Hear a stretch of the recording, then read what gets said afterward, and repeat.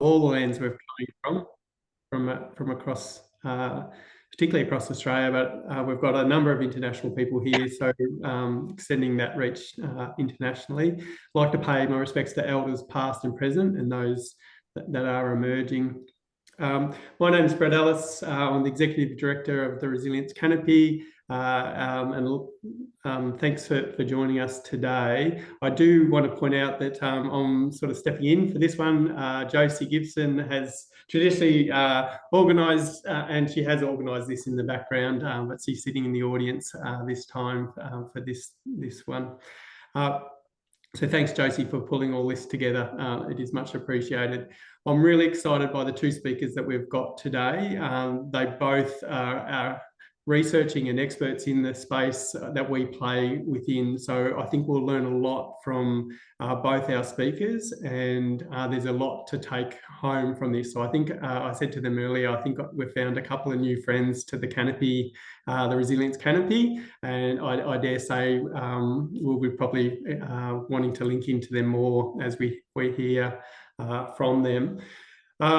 I'm going to keep because we've got two presenters tonight, I want to keep the introductions brief, but they will also talk about their backgrounds and where they've come from as well. We've got Talia from Paris, and we've got John, who's in the UK, and I'll go through that. So we've positioned this session, Strategies for Left Behind Places, which is a term that is used fairly heavily in Europe and UK, I believe, and by John.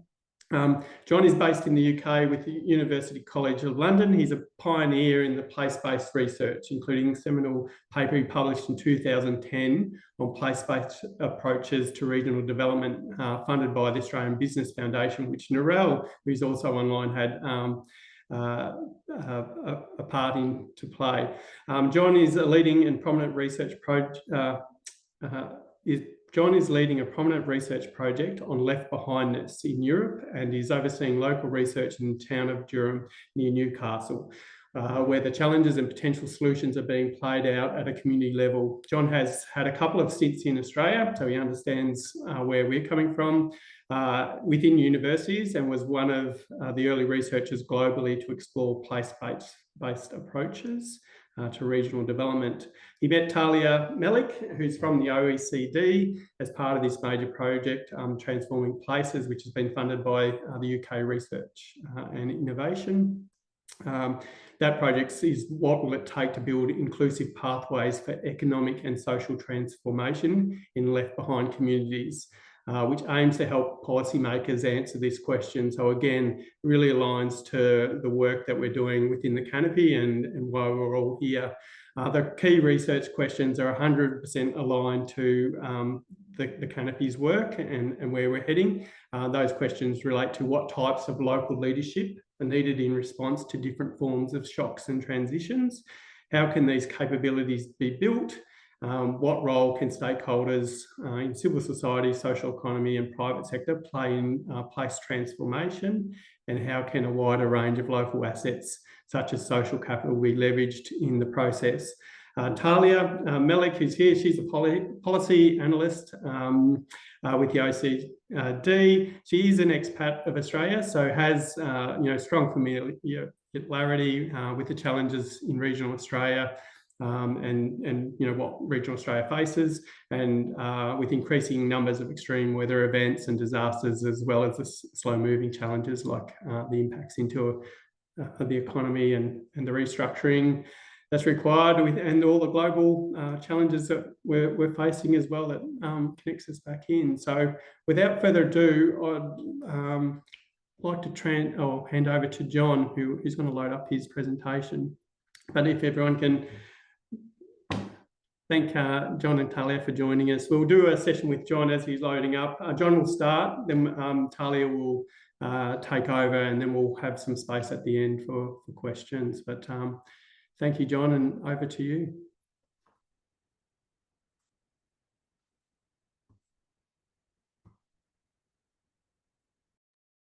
Right, thanks very much, Brett, for the introduction, and thank you for the invitation to speak today. I trust everybody can hear me and see my slides. Okay.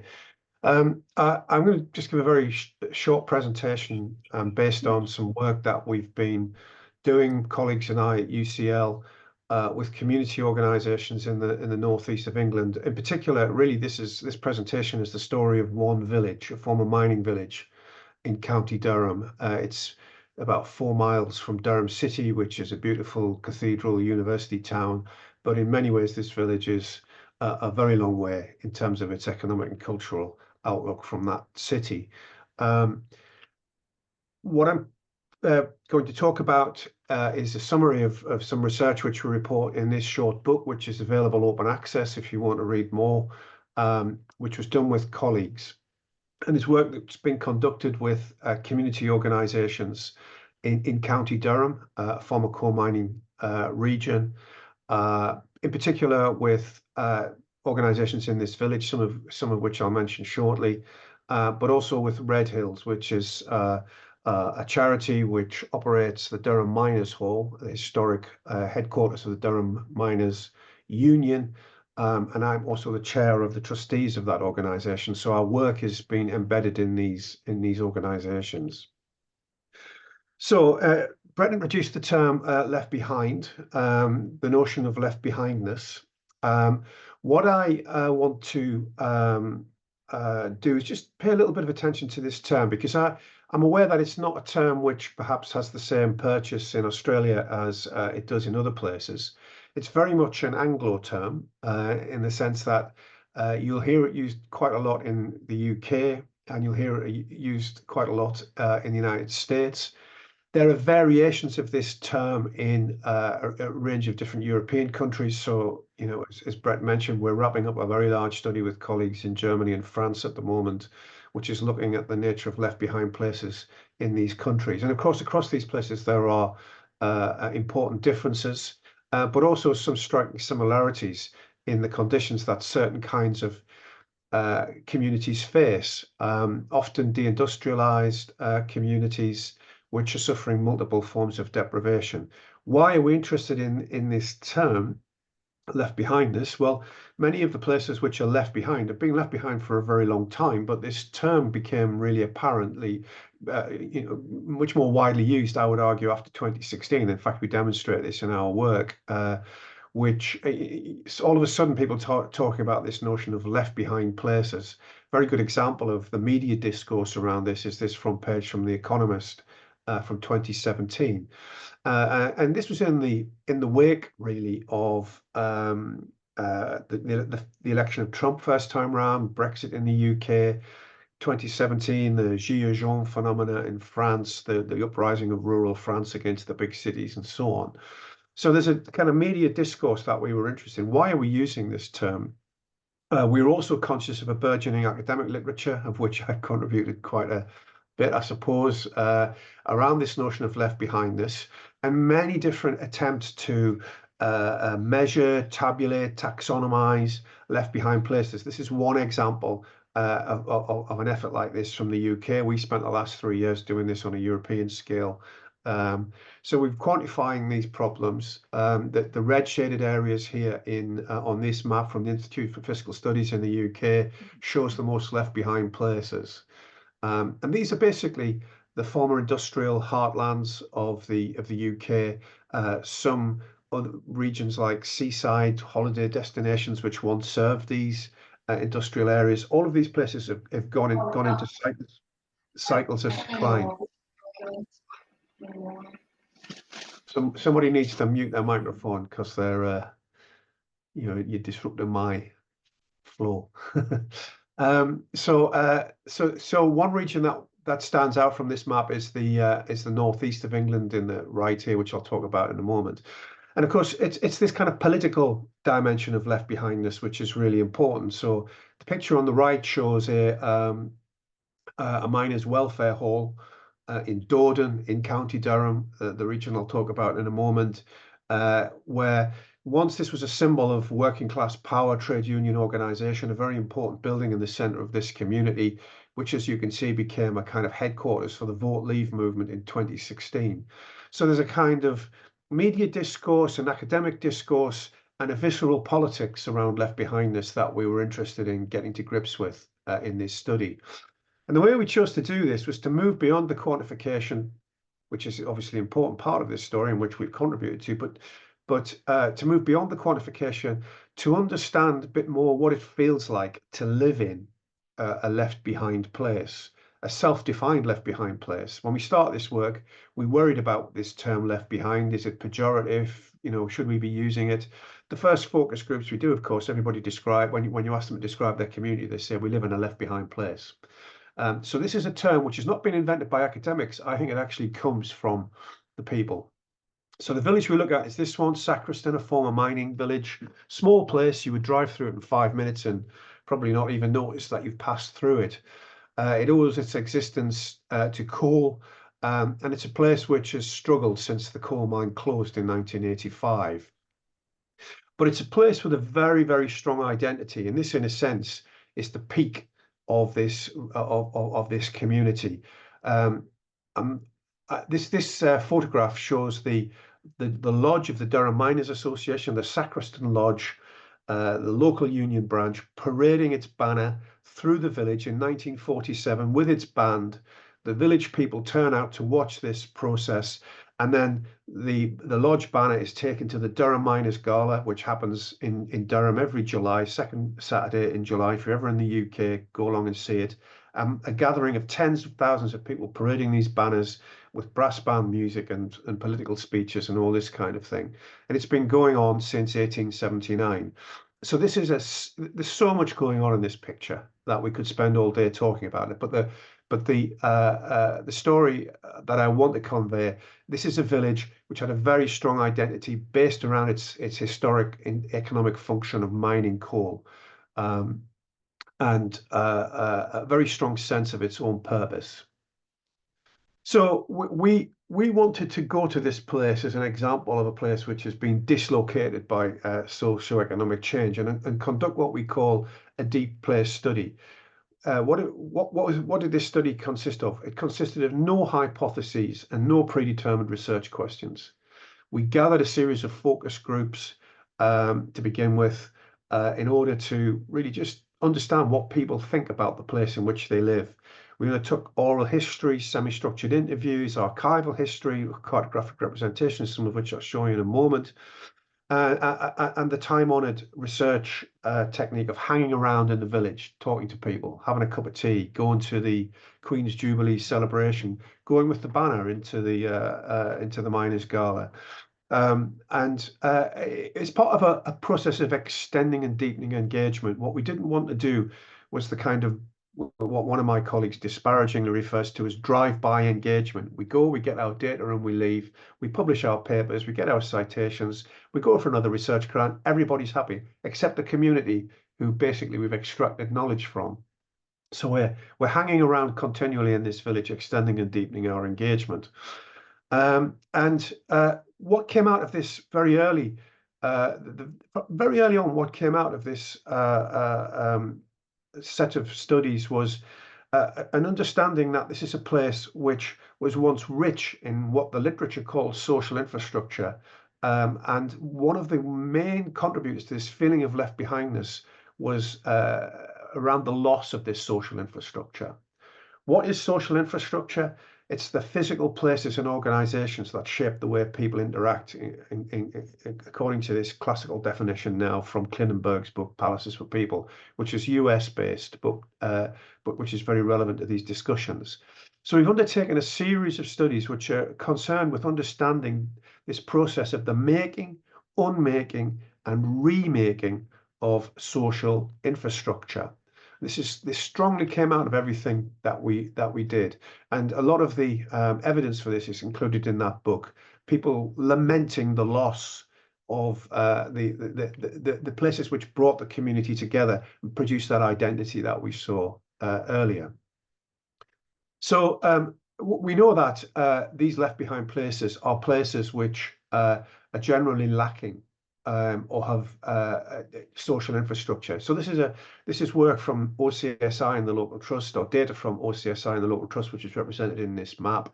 And this is a synthetic community needs index, showing places which generally lack social infrastructure. And what we see is that the darkly shaded places are the places where social infrastructure is lacking.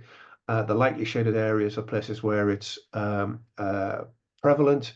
And it's a map of the rich and poor regions of the UK, essentially. But from our point of view, what's interesting is that some of these places were once massively supplied with social infrastructure. And County Durham, which we pick out on this particular map, is a place which has a low level of social infrastructure, but we're interested in how it went from having a high level of social infrastructure to a low level of social infrastructure. So what we did is we tried to find out what social infrastructure had historically existed in the village. And we do this by producing a map. And this is a map of Sacriston in 1910.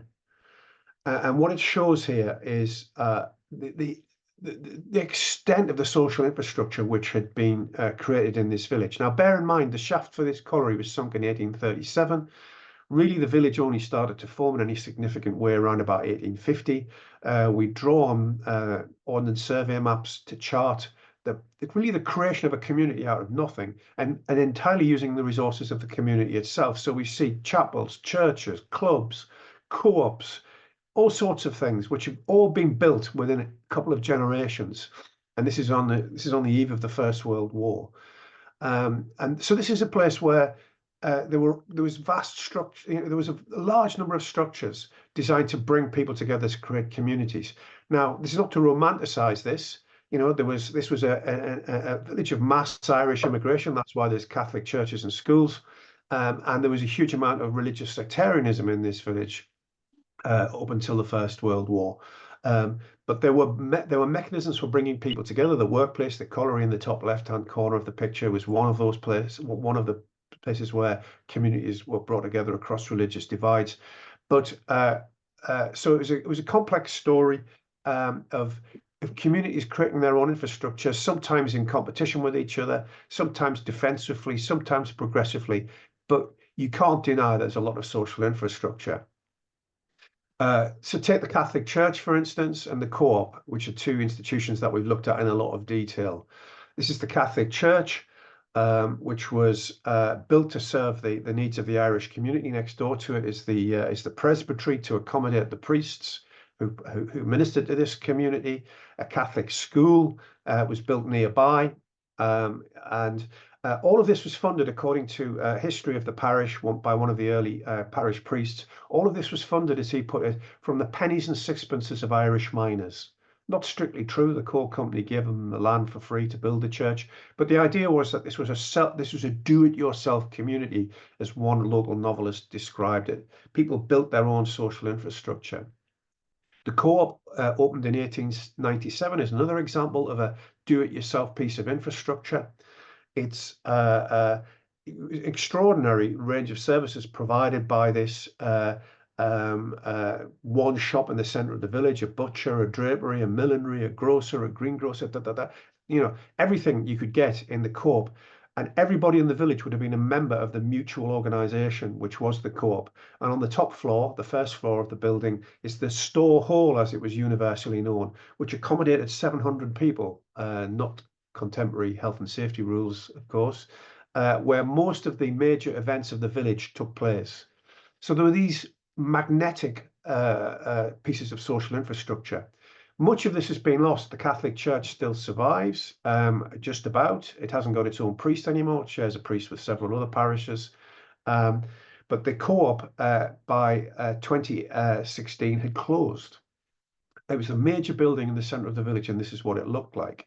And what we chart in this book is the story of the effort to reclaim that Co-op by community organizations, including this fantastic organization called Woodshed Workshop, run by this very inspiring individual, Nathan Hopkins, who uses this workshop to train particularly young boys who've fallen out of the school system, who've lost their way, causing aggravation in the village.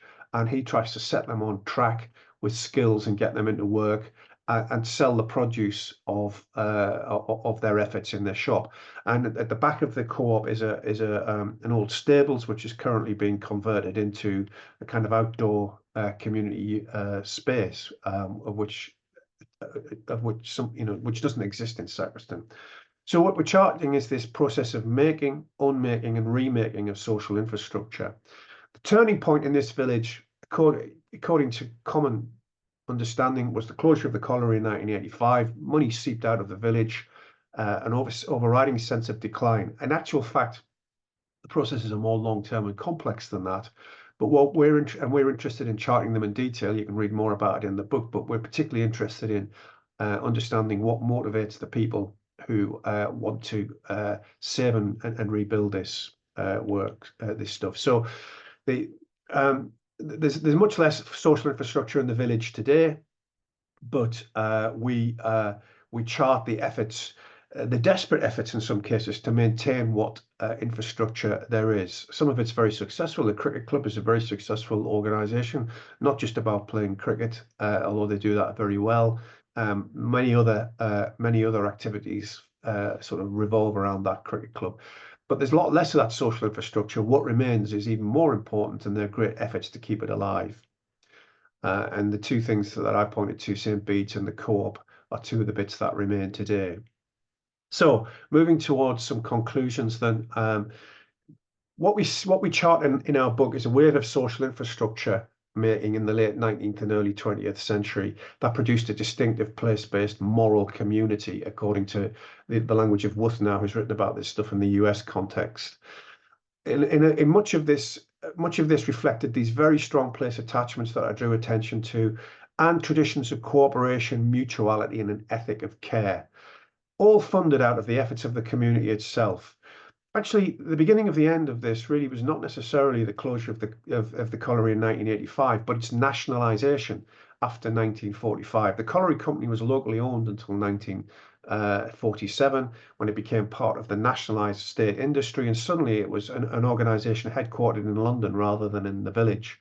And that's the beginning of a set of processes that lasted over a couple of generations, but which culminated in more recent decades with the rapid loss of social infrastructure.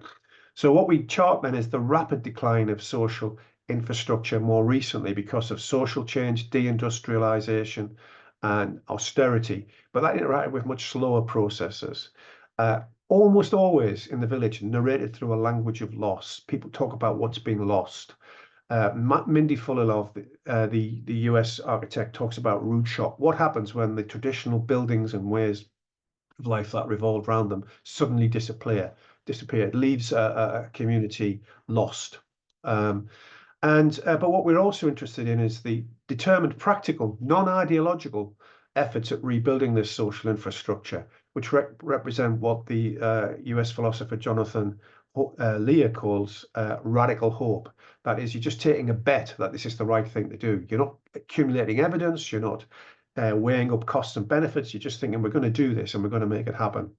But unlike the past, where the pennies and sixpences were the key source of funding, this is reliant on much more uncertain external resources in the village. So what are the policy implications? I won't say too much about this because Talia will say a lot more about policy implications. The policy implication that we draw are fourfold. Social infrastructure makes an important economic, social, and psychological contribution to well-being, and these are not well understood by policymakers. This is not just a UK story. We find it in France, we find it in Germany. I find echoes of it in Gabrielle Chan's book, Rusted Off, about regional Australia. We show that social infrastructure making is a long-term process, but without continual maintenance, it can spiral into decline. Social infrastructure is strongest when it's built from the bottom up, expressing local values. And the remakers of social infrastructure that we are working with are determined, practical people motivated by strong local attachments and a very powerful sense of belonging. We asked one woman who was just telling us about, the endless, thankless task of keeping her particular piece of social infrastructure going. Why did she do it? She said, I do it because I love Sacriston. Now, you can't do a cost-benefit analysis of that, right? It's something special that you can't put in a bottle and sell. So the national and local state then can enable these developments, but it can't enact them in a sustainable way because communities need to lead the process. But what they can provide is stable long-term funding, which they struggle to do under the systems in the UK and elsewhere. So there's a range of academic outputs, videos, additional reading that I've put on these slides. Almost all of what I've put here is available for free and able to download. Because this is about a village that I have a personal connection to, I always end this this presentation in memoriam to Gus Tomaney, who was an extraordinary remaker of social infrastructure. And that's it. Thanks, John. I might open up for one question and we'll have time for other questions at the end. But while Talia uploads and shares her screen, if John can, thanks, John. But that was fantastic. Is there any questions? Just pop your hand up. Sorry, yes, Josie. John, how radical was your approach to tackle this research in terms of not having a hypothesis? What carts did you kind of overturn to do it this way, if any? It's a good question. It's a sort of risky strategy, you know, because you can't go to the research councils in the UK saying we've got a hunch that we have an interesting idea here. We have no hypotheses. We have no research questions. We're not sure what research methods we're going to use.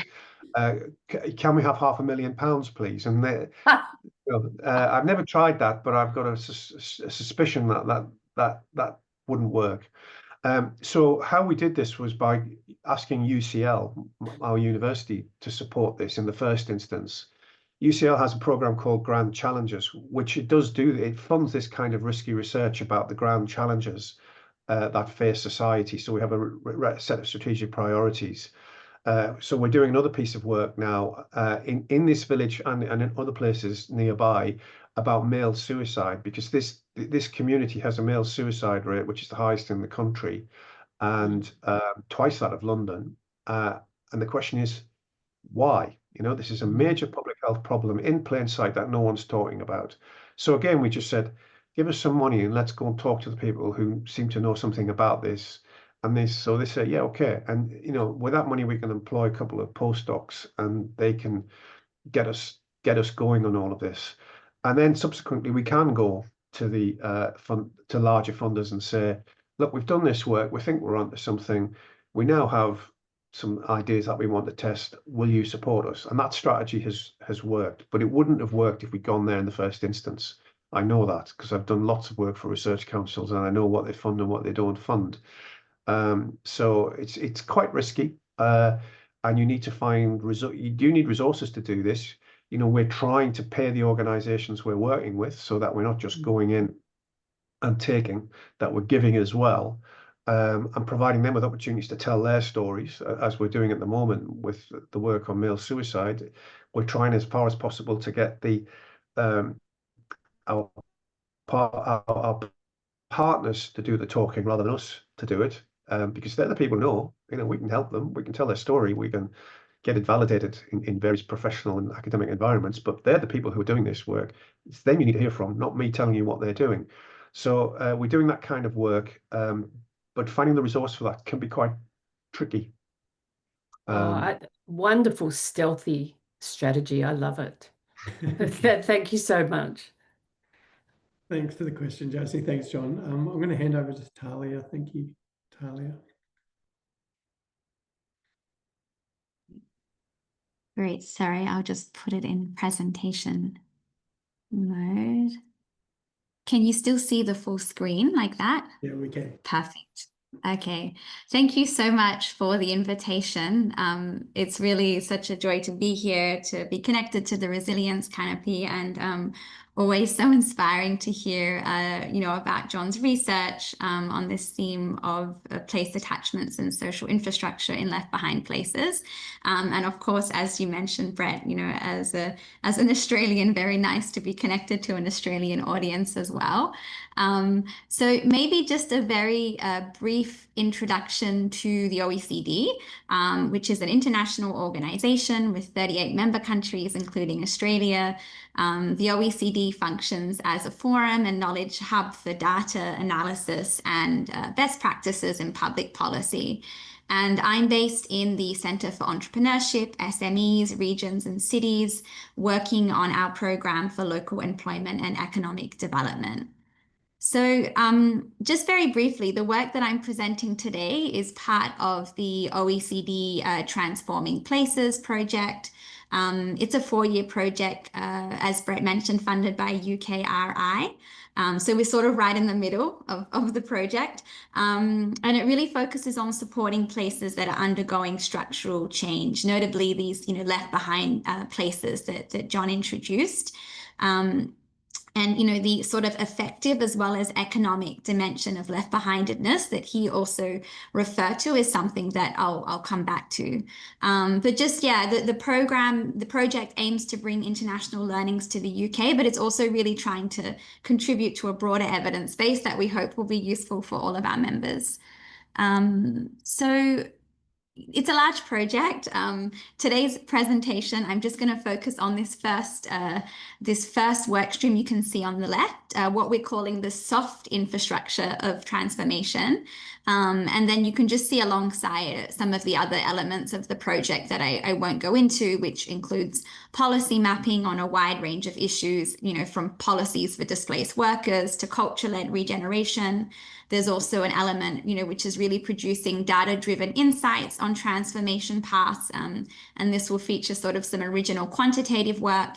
And we're also undertaking some international case studies that we've not yet started, but that will be a later phase of the project. So to just come back to this term, the soft infrastructure work stream, it has 3 broad themes that we're looking at: local leadership, social capital, and place identity. And today I'm going to focus more on these last 2. We've explored these themes through a seminar series, and that enabled us to learn from the insights of other researchers. So, including John's research, which was really particularly helpful, this place identity theme. And we also were able to learn from the insights of policymakers and on-the-ground practitioners. And these have informed some reports that we're producing that are really aimed towards policymakers. And the first of these, Leading Local Change, you can see here, has recently been released and isn't available on our website. So, we've often been asked, the OECD, for those who know it, is really a more traditional economics-based organization. So we often get the question, why do we think these questions matter in the context of place transformation? And so there's just a few reasons I thought might be helpful to talk us through. One, I think what the project sort of asserts is that traditional economic growth models really leave a lot of unexplained variance. So, there's a lot we know about structural factors that matter when it comes to a place's capacity to show resilience or to be able to bounce back, after being hit by shocks.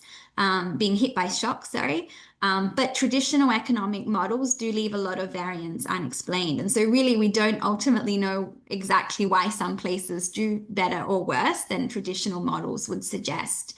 And so through this project, we're really striving to understand, what else drives local outcomes. How can decision makers from the public, the private, as well as the social economy really better take these drivers into account? And so we think that local leadership, social capital, and place identity are some of these drivers, but they're not easy to measure, understandably, and so tend to be understudied.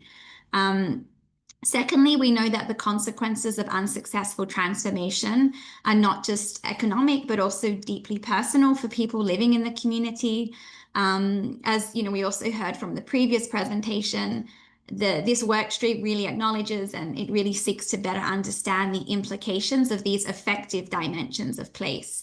And we've seen through countless examples across the OECD, how processes such as the closing of a dominant employer or the transition to net zero can really give rise to these profound feelings of loss and grief that we heard earlier. Really this idea that, if people feel that they've been left behind or neglected in these places, or if these places are perceived as as seen as being perceived as marginal to the rest of society externally, then these feelings of despair or disengagement and discontent can understandably take hold.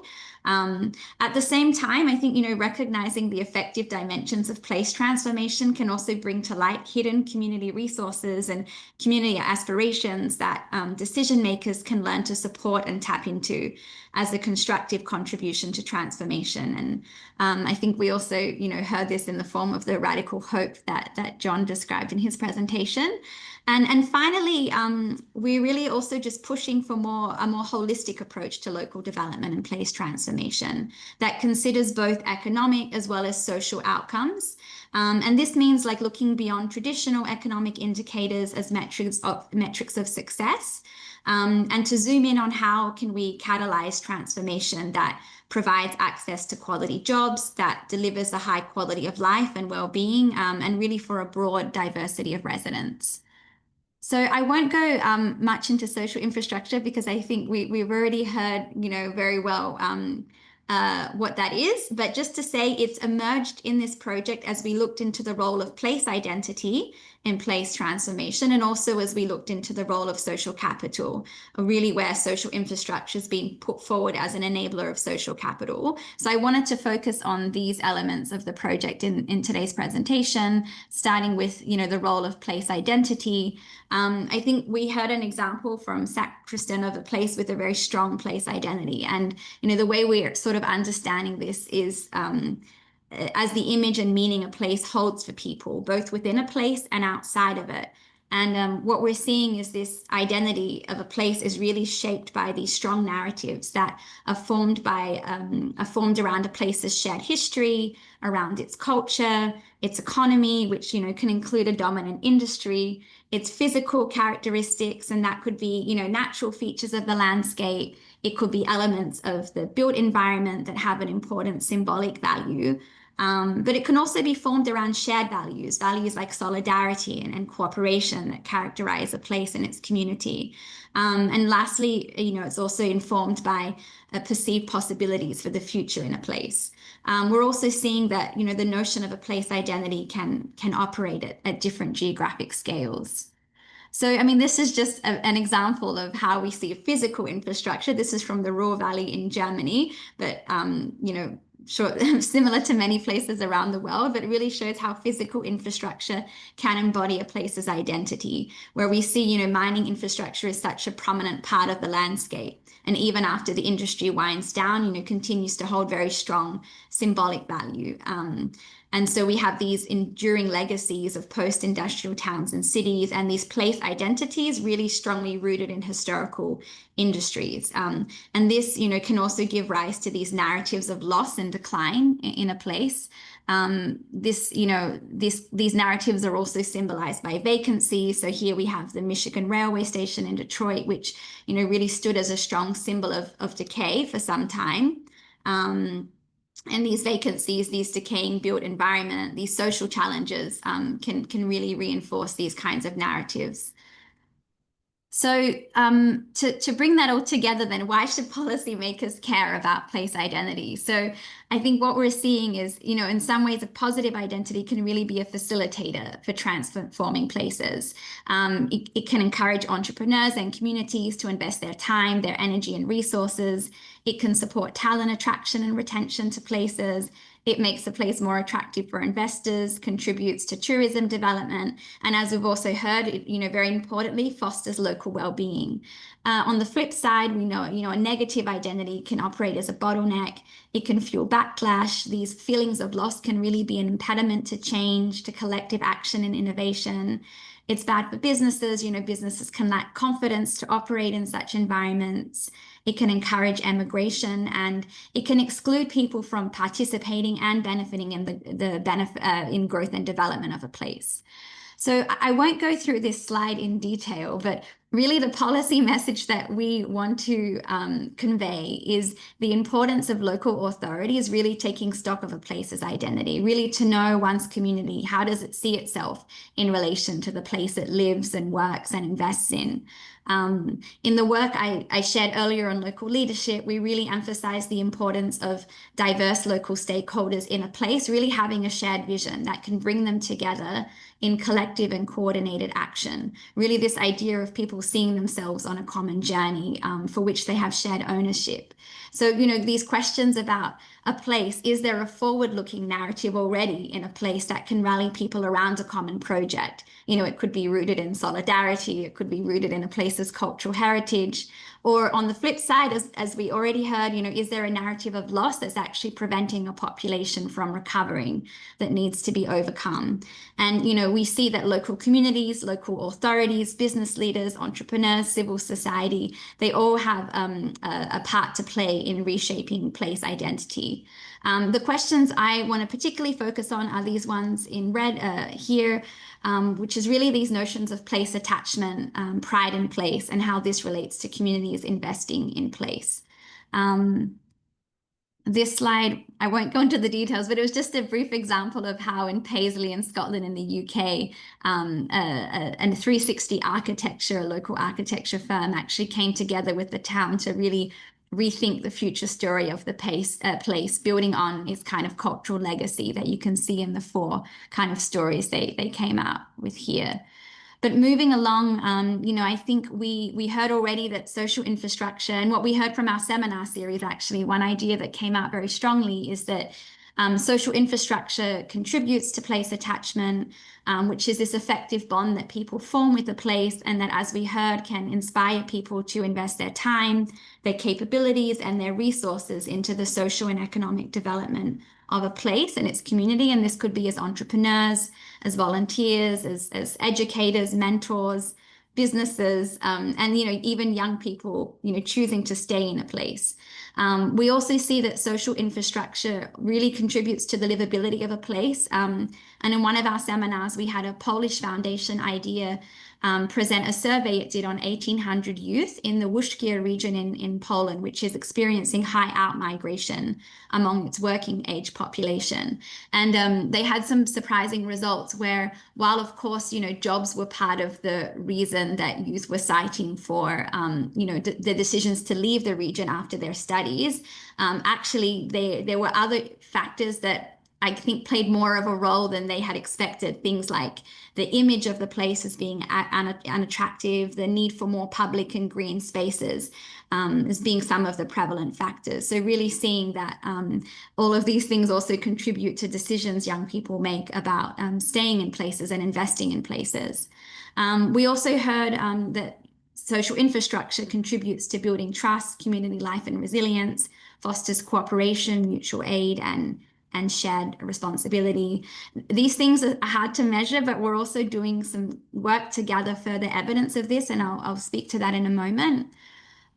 So in terms of some implications for policy, we're really thinking about this in terms of strengthening and tapping into pride in place and attachments, and what is the role of social infrastructure, and that is what I'm focusing on today.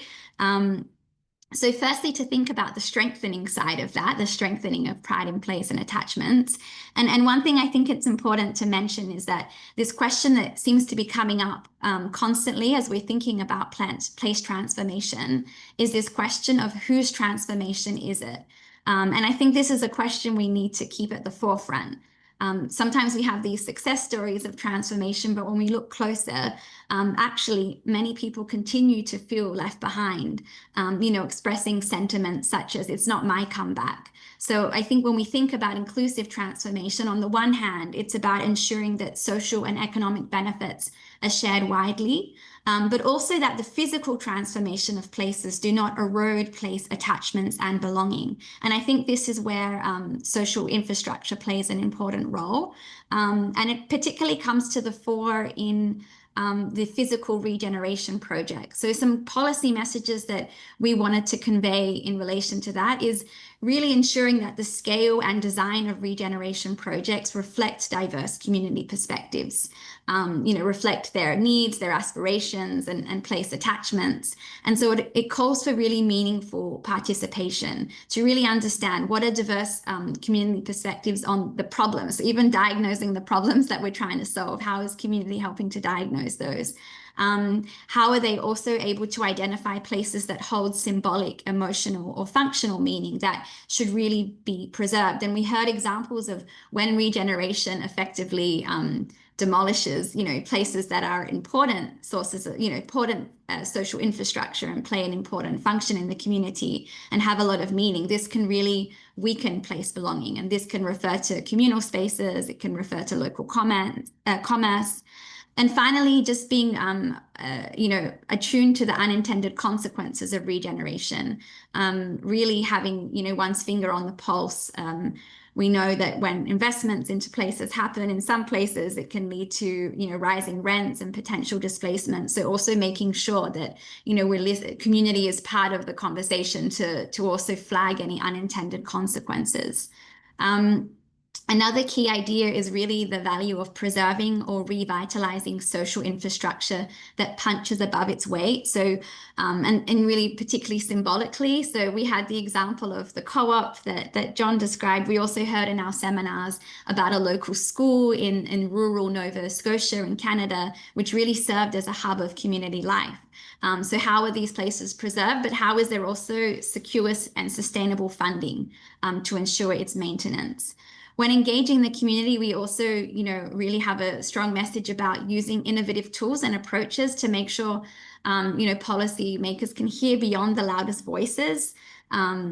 I think we had really interesting examples of innovative tools like hiring local youth from within the population to go and have those conversations with the community, of using very visual tools like mapping exercises, whether digital or analog, to really be able to map what are those areas that have specific meaning.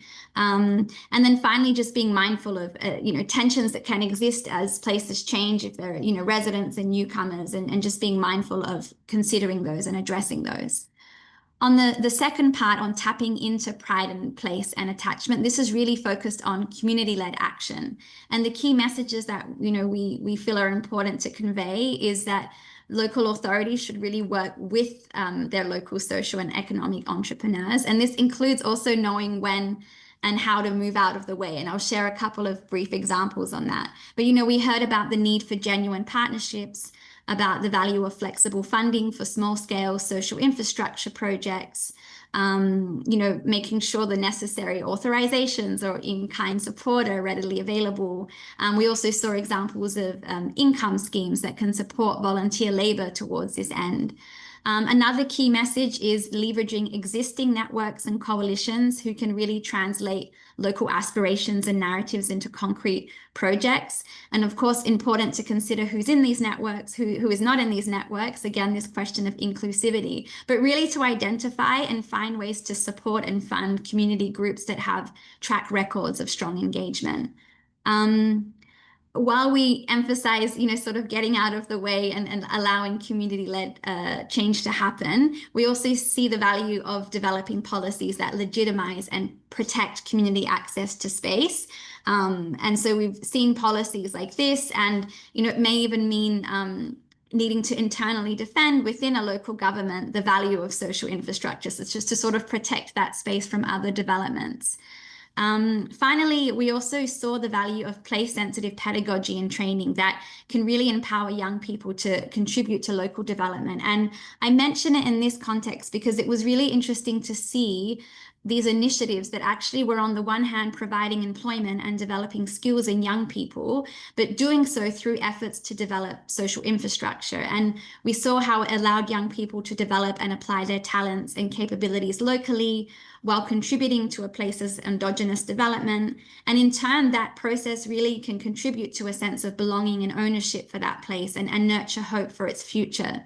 So we already had a really profound and inspiring example from the UK.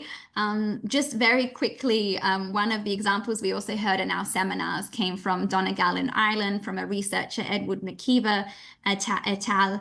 And here we saw, youth gaining expertise in stone masonry and stained glass in local development. This photo on the left is a long abandoned fort that they transformed into a community hub with a coffee shop, art installation, water sports. On the right, we see a golf course that was developed. So really in this process, the community was able to revalue and really harness its own assets, things that maybe had taken for granted prior to the closing of a dominant former employer in the town. And this, of course, also contributed to local development. Very quickly as well, another really inspiring example comes from Italy, the cooperative La Peranza, which is really an example of a cooperative with a track record of strong engagement. So this is a district of Naples. It was once very opulent, but due to different processes, ended up, with high school dropout rates, high unemployment, high crime, youth emigration, and a very negative image of the place. A local religious leader moved to the district, saw an opportunity for youth to restore neglected cultural heritage assets, including two of Italy's largest catacombs. And we see this included actually restoring and repurposing local churches as social infrastructure. So this included an art studio, a place for a local orchestra, public space for theatre and sport. They also included educational centers that really had this place-sensitive training that built capacity in young people to contribute to the local area as guides or as experts in cultural heritage management. And this really restored hope. Youth were then able to imagine their futures in Rione Sanita and could say with pride that they were among those who really transformed their district. So I won't go through these numbers in detail because I know we're short for time, but just to say, they really also saw outcomes in terms of improved confidence for small businesses to open up and creating jobs also for these youth. One thing I wanted to highlight is, I think this was allowed to thrive because the keys to these places were literally held by the church. So the local priest had the trust and was able to hand them over to the youth, maybe in a way that's much harder for public sector actors to do. But I think it just shows the importance of, on the one hand, getting out of the way when this entrepreneurial capacity exists at the grassroots, but on the other hand, figuring out, well, what kind of support would be constructive. And this is, I think, one of those initiatives that we highlighted earlier that, governments can identify and support. So I'm just mindful of time. I was going to very briefly speak about some work we're doing to measure social infrastructure using open maps data, but I'm mindful of time, so maybe we'll go to Brett to see whether it's better to stop here. I think keep going. That would be really interesting, Talia. So if you've got to make it short and sharp though, but yes, it'll be short and sharp. Thank you so much. So, just to say, we've heard from governments that it would be helpful to have a stronger evidence base for the contribution that social infrastructure makes to local development. And we're seeing more and more cases that shows us it matters, but it is, as we've heard, difficult to measure, both in terms of its economic and non-economic outcomes. So through this paper, we're going to be building the first cross-country data set on social infrastructure using innovative methods, drawing on OpenStreetMaps data, as I mentioned. So we'll also be able to zoom down to the subnational level to capture community-specific dynamics and disparities that are hidden when we just have national averages. And this, we're hoping, can support countries to monitor the social infrastructure they have and ideally be able to target social infrastructure interventions. So very quickly, what will the paper do? It will assess the availability and accessibility of physical social infrastructure across urban and rural areas. And in doing so, we'll be able to identify inequalities between different regions. It will then also explore, how does access to social infrastructure, how does this influence social capital? So we'll be looking at things like civic engagement, trust, community ties, and how these outcomes vary by the quality and accessibility of social infrastructure. So we'll be looking at different measures, both objective and subjective. Happy to go into like how we'll be measuring the social capital if of interest. But just to say that the hope is this can also, examine how improved social infrastructure can really mitigate social isolation, foster positive community outcomes, and particularly in regions experiencing socioeconomic change. And we'll be able to look at this at the level of large regions, which is the most disaggregated data we've been able to find. So not as granular as we would like, but a step forward from the national level. I won't go through the next steps. I think this summarizes where I'm what I've already kind of been presenting throughout. All I will highlight is we hope to do some future work once the paper I just presented is finalized.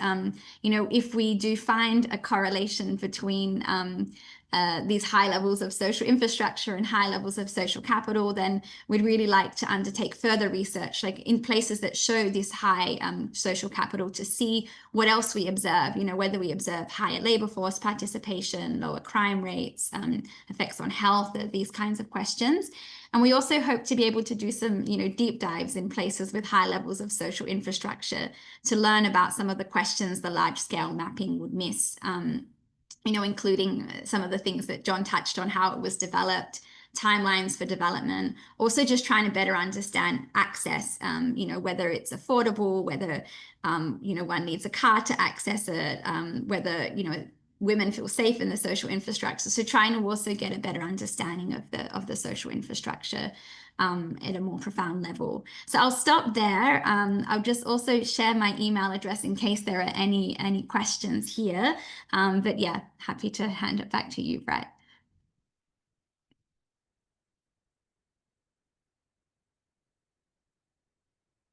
Oh, I think you're still on mute, Brett. That's a fail, isn't it? Thank you, Talia. That was amazing. So I'll open up to the floor for questions. We do have a question in the chat from Amanda. So Amanda, did you want to kick off with that one, which I think might be to John? No, that one was to Talia, or to both really.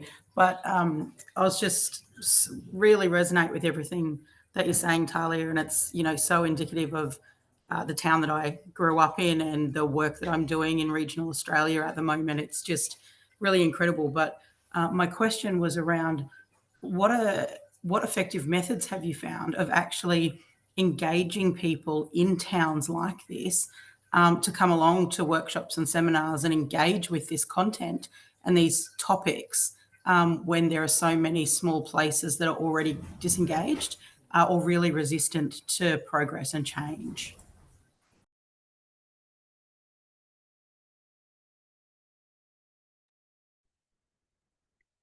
Shall I take this question first? I'm sure John would also have things to say, but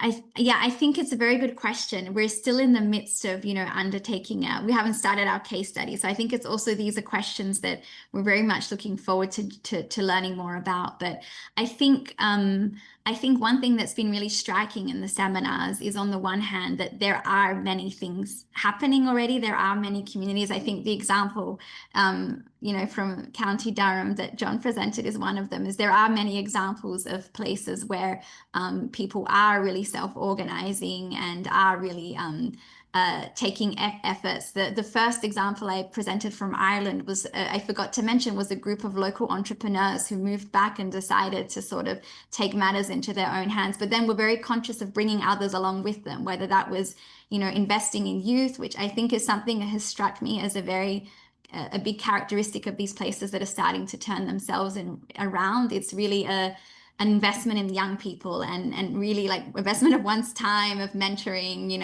education, these kinds of things. I think the other point I would make is, I think this idea about going to where the community is also seems to be very important. Some of the work we've been doing hasn't been at such a large scale. We've also been looking in work I've been looking at neighborhoods, like deprived neighborhoods in areas that are maybe otherwise, cities that are maybe otherwise actually doing quite well in terms of economic development. And so I think this question of like how do you solicit community participation is a big one on a lot of governments' minds. But I think, yeah, going to where the community is, having these very strong backbone organizations, which is actually something I think Australia is quite a leader on in the work that DSS and others are doing through its Stronger Places, Stronger People program that's being maybe some of you are familiar with it or even involved in this program, but I think we've been really like interested to see how these backbone organizations in a community, which ideally are, you know, community led, are also then able to take on that role of like reaching out to and trying to gain broader community participation. But yeah, maybe, I don't know if John has things he wants to. I think those things are everything that Talia said. I totally agree with. The reality is that you know, people disengage because they don't feel that their voice is heard. So the crucial thing is to ensure that people's voices are heard. I think in everything that we've done, we've understood that, and I think this is a point that Talia just made and I would echo, is that you have to go to the places where people are convening rather than try to get them to come to the places that you think they could convene in. And that's, you know, that's not easy. And, you know, that gets us into all kinds of difficulties, but without finding ways of doing that, we're fundamentally wasting our time in the most, in terms of dealing with the most disengaged people. I mean, this is probably all not news to people on a call like this, but it's worth saying. I was trying to dig out a link, which I'll send to the Canopy team afterwards because I can't find it. But we've been working in Sacriston. One of the organisations we work with is Sacriston Youth Project, which basically provides youth services that the state would once have provided, but is withdrawn from because of austerity and blah blah. And essentially they provide them to households that can't afford them. You know, so we're doing a lot of stuff. I'm a trustee of that organisation as well. We're doing a lot of stuff over the summer, providing summer clubs for kids to ease childcare challenges for families.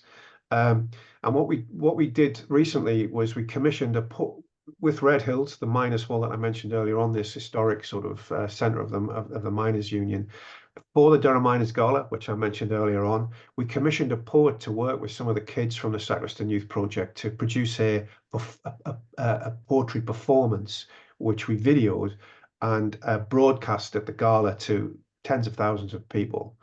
And that was a really powerful form of engagement with kids who, you know, start off quite sullen what we're getting involved in this for, but suddenly see themselves on this stage with, you know, thousands of people looking at them performing this poem. And everybody I've shown that to, every adult I've shown that video to, says, I can't help watching this without bursting into tears. And I know what they mean, you know, and even somebody like me is a little bit moved by it. So I think, you know, there are ways of engaging young people, and you know, that poetry performance was all about their place, their feelings towards it, what they wanted in relation to its future. Within that small community, it's gone viral. Basically, everybody in that village has seen this thing, and it's feeding into that pride in place stuff that Talia was talking about.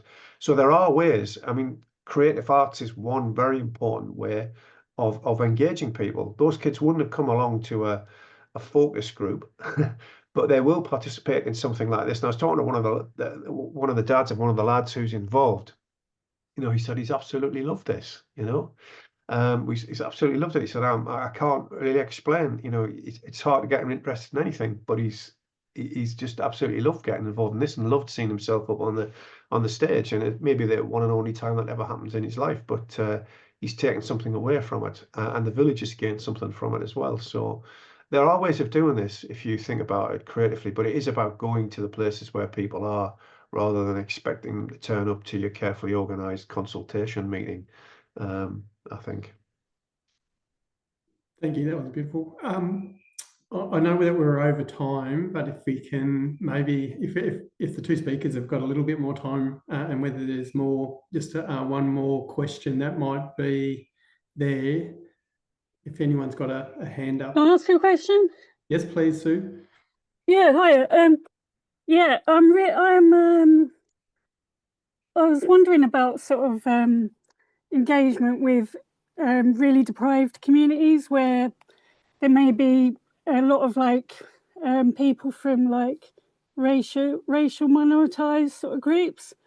I'm thinking in Australia because I know of an area in sort of in outer Melbourne where it's a very deprived area, and there's a lot of like people who are fairly new migrants, like from Afghanistan and different areas. They're really trying to make a good life, but this particular area is somewhere where is affordable for them and where they've managed to find housing. But there's a really like serious amount of stigma around that area, and I was wondering kind of like the approach maybe that local authorities or like public services, etc., how they engage with those communities in terms of like building community infrastructure, creating pride in place, that sort of stuff. And I've also heard of there's a lot of housing development going on in areas of Perth where they're really trying to sort of like bring in people to live and set up new life in Australia. But people around are like really panicking and like, oh my God, you know, these people are going to come and they're going to start causing trouble where we live. You know, and the real issue of like housing affordability, people finding somewhere affordable where they can build a life in Australia. Yeah, so sorry, I've waffled a bit, but I don't know if you can answer me a little bit on that. Thanks, Sue. Talia, is that one for you? Sure. And maybe I can also draw on not just my work. I mean, my previous research before at the OECD was in housing. I actually looked at programs in Australia and France. And I was also thinking about just, again, outside of my OECD hat, but I've just some work I've done, you know, kind of at the grassroots here in I guess what we would call it, you know, deprived neighborhoods in France. And I think maybe some of these experiences can speak to some of your question, as well as what we've been learning through this project. But I think, I think on the one hand, maybe there was this question, firstly, of like the stigma of a place is one of the points you raised. And then I think there was a separate question as well about housing. I mean, it's definitely a big question. And even as we're looking at programs that try to target these, you know, so-called deprived neighborhoods, I think that the label itself is something that, you know, is questionable. And even when these neighborhoods are targeted for, you know, regeneration or other kinds of interventions, I think there's mindfulness of not singling them out. But something that John said, I think I wanted to touch on in his previous response, and I think in a way the same things that encourage, you know, motivation in a place, like really also giving opportunities for people to draw on and use their talents and capacities in contributing to a place and to their community life. So I think this example of the kind of the poetry is one example of that. And there are many ways, and in some of the projects I presented, we really see on the one hand, it's a motivator for being engaged, feeling that, you know, you have something to offer and being able, you know, as all of us do, you know, and being able to feel that we have something to contribute to our communities and to our societies.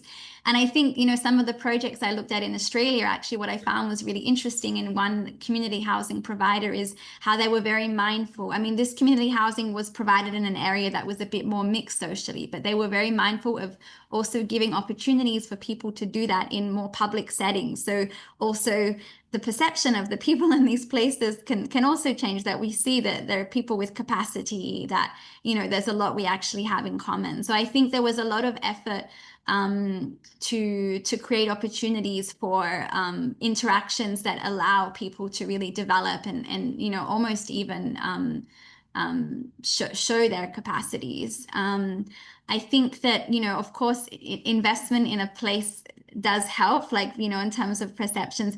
I won't have time to go into it, but we've been thinking a lot about this realm of place branding, but not in the way of like marketing a place, but really going back to that idea, what is the story that people tell about a place? Often the story internally is very different to the story externally. And while you can have these kinds of negative internal narratives, what we're seeing in a lot of these neighborhood programs is that people living in the neighborhood often really love where they live and have very strong community bonds, but are very recognize the narratives externally that not only, you know, I think are harmful for one's own well-being, but can actually hamper, you know, jobs and hamper other kinds of opportunities. So that's something that we're also learning about, but it's certainly not easy to change the way that a place is perceived. But I think these are some of the things that, you know, I've seen of organizations trying and having an effect, and just creating places where people can. I mean, I think that's why social infrastructure also becomes so important. Like, how do we also develop social infrastructure that's inclusive for everybody, not that we now have different populations with their own social infrastructure. And I'll end actually with in my neighborhood where I live here in France, in Paris, a suburb of Paris. It was really interesting to see how when they built a new park in a social housing estate, it was a park that actually wasn't just for the estate. And we see people coming in, the schools in there are coming in from outside and allowing for just more natural like bonds of friendship to form as well. So I do think inclusive rather than exclusive social infrastructure is also maybe a part of the approach as well. Yeah. Thank you, Talia. I know we're well over time now, and I might, Maureen, if you're ready for a question, but I think Millgrove is an example, and Millgrove, sorry, I'll introduce Maureen to John and Talia. So Maureen is one of our elders, and she's the head of a small town or Millgrove resident group. She is an example of a town that some people may have called a left behind community, but I'd say it's a cactus if you can community now. And she's been part of a movement to really reinvigorate their community. So Maureen, I don't know if you wanted to provide some sort of finalising sort of reflections on what you heard tonight and in a Millgrove sort of setting.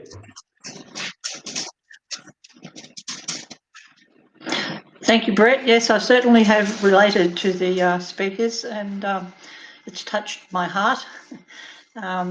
It's a big journey to bring us back to the positive side of things. Well, we've been struggling for 20 years, but we're really doing well now. Just had a massive weekend with socialising and I think a community plan is a great thing if you can get that happening, and bringing that to the community brings so much positivity. And even just 2 weeks ago, I think on Facebook, the negativity came up again, and trying to I mean, these people who are talking about the negative side of things, they haven't experienced, they're just speaking on hearsay. And I don't think you'll ever get rid of that. But in growing our community, I think we've done a wonderful job, and lots of hard work, socialisation, connecting. Tough to start, but you know, it's a hard slog. But you know, we're getting there.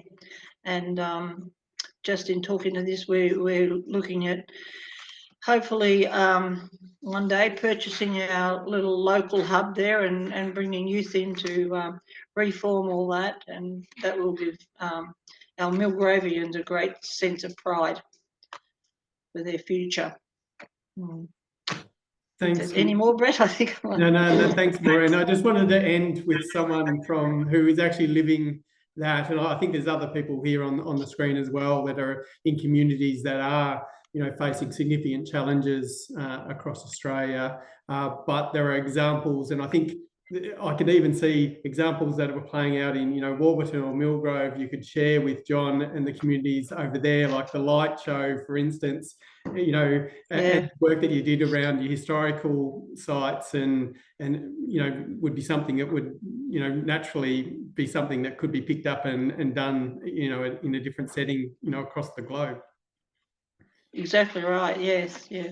It's a great thing to do, and each time we do it, only got a population of 1,600, but each time we do it, we have 350 people come through, and I think I can't remember what our rating was, but we did on MailChimp. We got, I think it was like 70% positive remarks on it, which is very encouraging. We just had last weekend, we did for our 20th anniversary, we had a pizza night, and then we had a masquerade ball, which was a bit of fun, but just connecting all the time in all different fields and ideas. And markets are a great thing if you can start a market somewhere, and that's a great social hub, and low key, and it's easy to talk to people. And many people come through and tell us their woes or their desires or whatever. That's a great connector, a market. Thanks, Maureen. Again, if you can put your hands together for both John and Talia for your time. I know it's early morning over there and they've got to get ready for work as we all go and have dinner and go to bed. But thank you again, John and Talia. That was an amazing presentation. There's a lot in that for all of us, I think, and I think we'll be all busily Googling both of you and doing the research and reading the books. So thank you very, very much for your time. And Josie, I hope I've done okay. Great.